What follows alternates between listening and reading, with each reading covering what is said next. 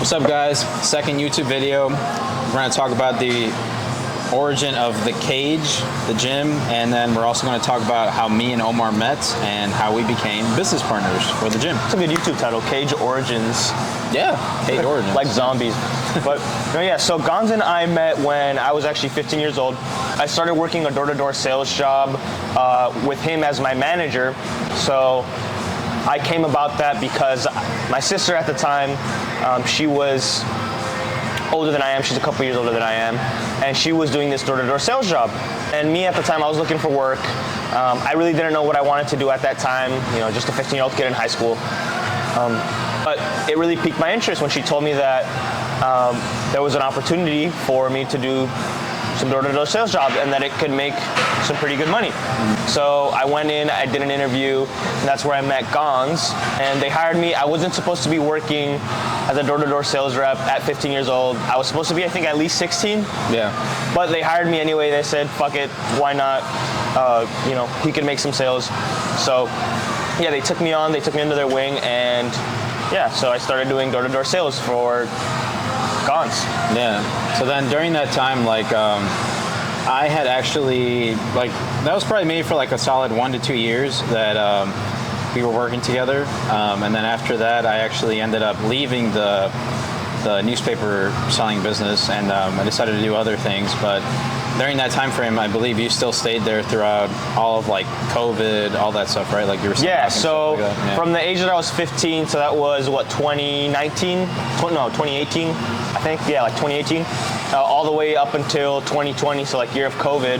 I stayed at that newspaper job, you know, that door-to-door sales job. And I got pretty good at it. I, was a pretty consistent seller. I basically took over Gonz's job. I became a manager of a small crew.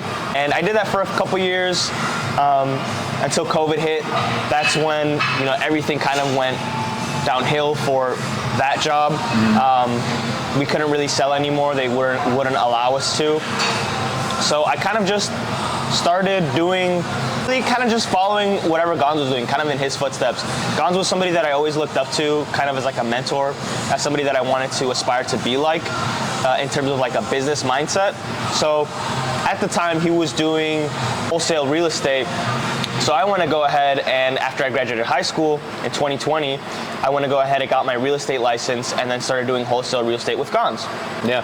So then during that time was also like when I started working out again, like actually training pretty like more consistently than I ever had before, ever since like high school. And that's when I found out he was also working out during that time as well. And he got like stupid shredded.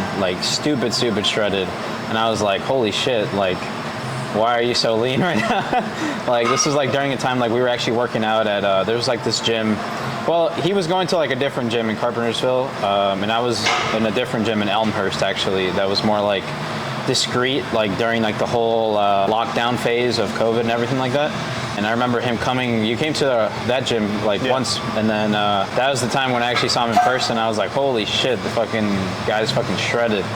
And I believe during that time too, like I think a couple months passed after that, and we started working out more at Export. Yep. And then after that, you actually were about to start bulking. Like you were like, all right, I'm done dieting. I want to fucking gain weight now. Yep. And at that time, I told them, I was like, yo, like, why don't you do a show? Yeah. Like, and because you had told me like you wanted to do a show at some point, and I was like, dude, why don't you do it now? Like, you're not in far off of shape from actually being like stupid, stage ready. So I was like, might as well take advantage of it. And he was like, all right, let's do it. So we picked out a show. It took us like almost, what was it? It was like 16 weeks out, 15, 16 weeks out. Probably. I think we did it 16 weeks out, 16, yeah. So 16 weeks out. And it was a show in Rockford. What was it? The Warrior, right? NPC, Natural Noble Warrior, something Noble like that. Warrior, yeah. So that was his first show. During that time, I had just started coaching people, and I really wanted to dip my feet into coaching more people that wanted to compete, like bodybuilding. So I was like, you know what? Fuck it. Like, let me do your prep, and let's see what we can do. So based on that, I know we met up at a coffee shop after that, and we kind of we basically just made you a whole program, everything kind of detailing like weak points that we should work on, that we should stay hitting so that you don't shrink too much. And after that, it was really just diet from there, like understanding what calories you're at right there, and then slowly cutting down, Yeah. and then the cardio was already good for you though, because you're already doing. I was doing like an hour of cardio a day at Yeah. the time, So- so we really didn't need to adjust that. Yeah, it just was really more so just dialing in the diet. This was during a time when I was also cutting as well. But I was dieting to an excessive point that, like, honestly, I don't even know why I was dieting so hard. It was just, it was my first time being in that good of shape, so I just wanted to maintain that. And surprisingly, it was during the time when he was also going into probably like a really like a dieting phase as well. So a lot of like the whole prep, like we had like these fucking hour-long cardio sessions that we would do like on the Stairmaster. It was most of the time it was Mostly on the Stairmaster stair for an hour. It was on the stairs. And during that time, like, if you guys have ever done like an hour of cardio or like 45 minutes of cardio, even 30 minutes of cardio, like the first 10, 15 minutes, not bad, right? And then after that, it's like, holy shit, Kind of this in is the taking zone. forever. You know what I mean? So like a lot of the things that like when we would talk about it, like we would have these conversations, it would kind of just make the time fly.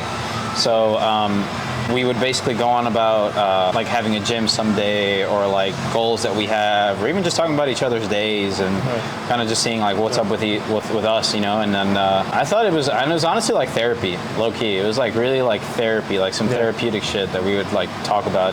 But a lot of that I feel like also gave a lot of Motherfuckers sharing their emotions. yeah, but we were also kind of like visualizing, you know, that this would be something that at some point, like if we wanted to have a gym, we could.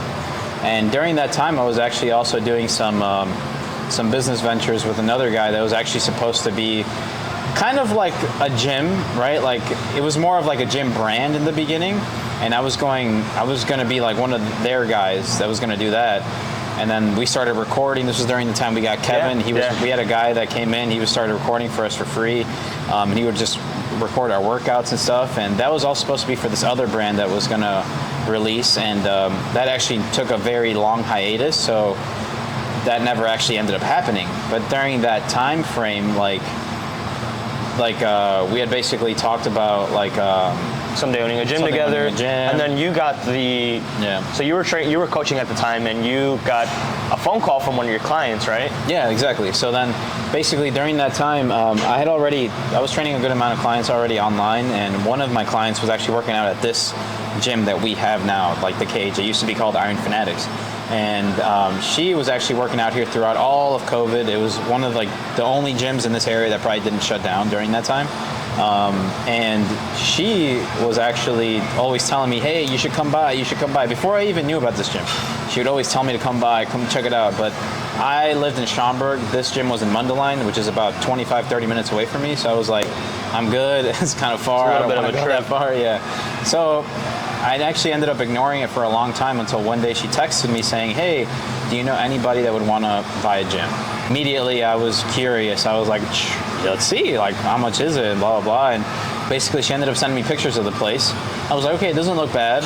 Like, definitely needs work. It looks dirty, but, like, it's got kind of potential. cool. It's got potential, yeah. So that day, she gave me the owner's phone number. I hopped on a call with him. I immediately just kind of wanted to see exactly what he wanted to do with the place, like, what he wanted to sell it for, what all the things were, like, in the gym that he was selling, you know? And basically, we got a bunch of old school equipment in here inside this gym. It was a bunch of Cybex pieces, a bunch of, it was Magnum, I think, and also, what is it, Life Fitness, I think it was? We got a couple Life Fitness pieces, Body but Masters. mainly Cybex, Body Masters. Really old school stuff. But all of the stuff that we basically got was, well, all the stuff that we got when we purchased the gym was all that stuff. So in the beginning, well, actually, let me take it back. Sorry, a couple steps back. So when I had that phone call with the owner, immediately I got off the phone. I was like, okay, cool. During that time, I was still very hesitant on doing this, mainly because I had never done it before. I had never owned a gym. I had owned businesses in the past, so I kind of understood that process, but I never had like a physical brick and mortar business. And so for me, it was kind of intimidating taking on that challenge of, do I do this myself when I have no fucking clue what I'm really doing?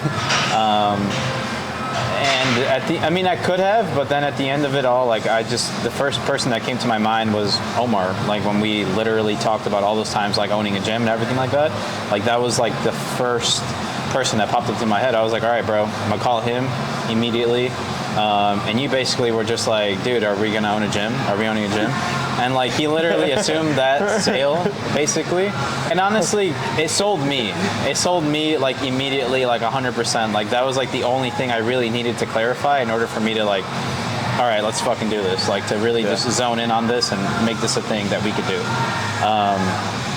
So then I think from there it was more than anything just like negotiating. Because after that we had met up with the owner. Yeah, we met up with the owner. We met up with him a couple of times. Probably like 2 or 3 times. We had some lunch with him. We had some coffee with him, just to kind of clarify the deal, basically. Yeah. What we were going to get with it. You know, if we were going to get a clientele base with it, because it was super scary coming into the business, not really knowing, like, not ever owning a brick and mortar business. Or anything like that. So we just wanted to kind of be sure of what we were doing before actually doing it and closing on the deal. But through that, we also kind of prolonged the amount of time that it took us to close the deal. And the owner was in a pretty stressful situation, and he was basically ready to close. He wanted to get out of the situation. Again, it was a super stressful life situation, just wanted to be out of the business. And so that kind of played to our advantage in a lot of ways, because we ended up getting the gym for a better deal than initially we thought we were going to get it for. So after about 3-4 months of negotiation, hashing out details, we closed on the gym, and yeah, about 1.5 years later, 2 years almost, now we're here. So, I mean, there's a lot that we've done since we opened up the place. We renovated a lot. We rebranded it completely. So like Gon said, the gym used to be called the Iron Fanatics Gym. We rebranded it to the Cage Gym. Did a lot of cleaning. The first day we were here, I remember, like, all we really did was I took a leaf blower and I blew out, I swear, probably like 5 yards worth of just dust bunnies from the place. It was so bad. It was so bad. And bad. we vacuumed, we cleaned, we just threw stuff out. Like that was probably the first week or 2 of owning the gym, was just cleaning it out. Yeah. And then that's when we went into, you know, painting the place, rebranding, and stuff like that. And then eventually we also started buying equipment, replacing equipment. And we had a bunch of help during that time. Like I know a lot of his friends like helped us out. A ton, yeah. I had a couple of my friends that came by and helped us out too, completely for freaking free. Those guys all know who they are. Insane. That's it. Yeah, they were a huge help, integral part of, like, into building the gym into where we are today, because that laid a really good foundation for us to, you know, do everything we've done now. So, thank you to everybody that's helped out so far, and everybody that will help in the future. 100%. Very thankful. That's probably like one of like craziest things that I feel like that ever has happened ever with any business that I've had or any venture that I've went. Like I've never seen the amount of help that we got during that initial phase of like starting. It's just so surreal seeing like so many people, especially that are in our age range, you know, just being so supportive and so, really just being so supportive of like our dream and our goal and our mission. Yeah. And you know, that's super cool to me, and that's super awesome. So initially that's essentially how everything started, right? Like that's how we got to know each other. That's the big story behind like how we ended up coming up with like the gym. Like basically, I'd say anything apart from that is going to have to do a lot with like, I guess like how we decided to brand the gym, right? So like, why did we choose a panda? Like, why did we call it the Cage? And you know what would be great for that? If we actually did a Q&A. Yeah, true.